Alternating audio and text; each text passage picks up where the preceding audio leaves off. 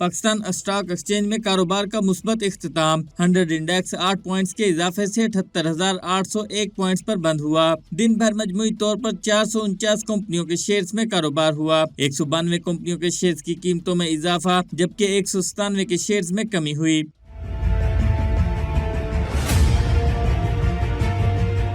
Currency market में अमरीकी dollar 17 पैसे सस्ता होकर 278 रुपए 50 पैसे पर बंद हुआ।